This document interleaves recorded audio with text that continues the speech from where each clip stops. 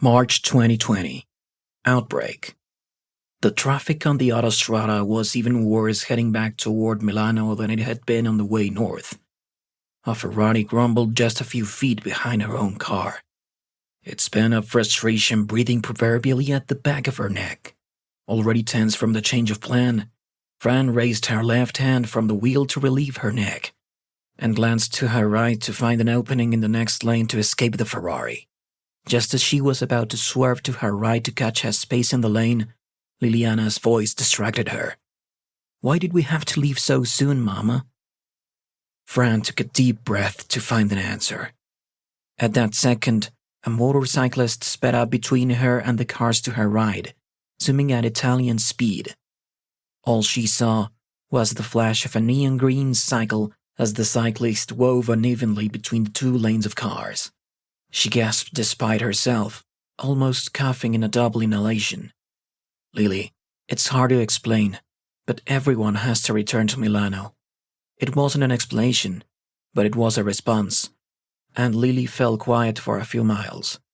Fran found an opening and moved to the slow lane. Here she felt less aggression. It was as if resignation flowed through the slow lane, and she could drive more comfortably. She wondered if she had repacked the groceries she had just unpacked at the lake cottage. Glancing backward, she caught sight of the plastic Estelunga bag on the rear seat and took the tiniest comfort in knowing she would not have to shop again as soon as they arrived home. Lily's little red overnight bag and her own dark blue satchel sat next to the groceries, testaments to a presence of mind she did not feel. "Mama, tell me a story." Lily knew better than to ask this while Fran was driving, but this was not a usual day. She racked her mind for a story to tell, to relieve Lily from her sense of disruption. All the familiar storybooks flitted through her mind by title, but none felt like a story she could retell from memory. "Non posso, Lily. I'll read to you when we get back home." Not 4 hours later, Fran and Lily had been on the same route headed north to their lake cottage to escape the eeriness of nearly deserted Milano. All the schools had been shut down since the beginning of a week, and containing the 4-year-old's energy in their apartment had been trying. So they had taken off for their cottage at Lago Maggiore, a drive of less than 2 hours on most days. It had been such a good idea.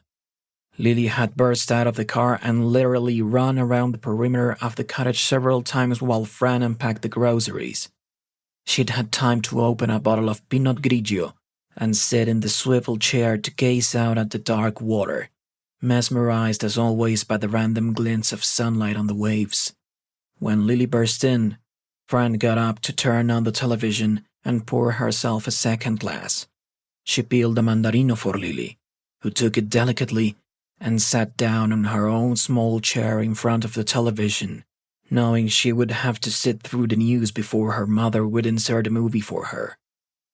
An emergenza alert flashed.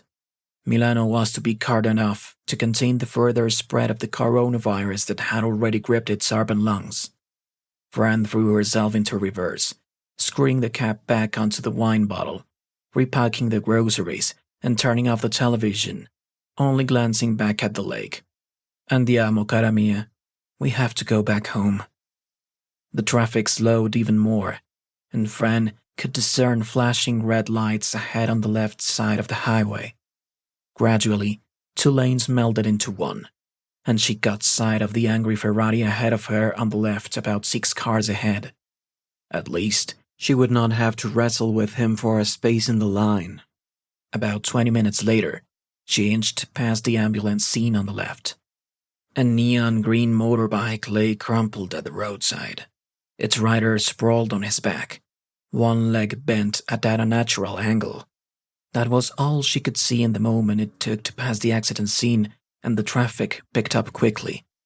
All Fran could think of was of how often she had joked about organ transplants in the offing when she saw a motorcyclist drive between lanes. If Lily had not interrupted her, she might have been the one who had smashed the cyclist.